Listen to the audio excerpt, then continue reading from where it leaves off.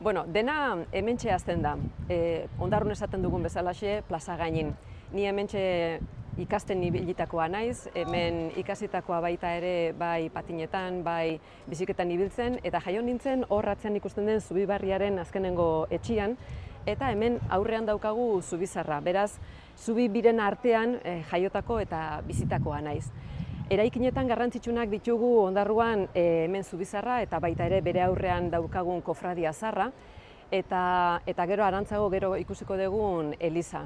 Lehen itsasontziak hemen Zubizarreraino etortzen ziren eta hor uzten zituzten beraien egunean erabilitako sareak lehortzen. Eta ekarritako arraina ekartzen zuten kofradiara eta kofradian enkantetik ateratzen ziren eta gero emakumeak ibiltzen ziren kalean arraina saltzen.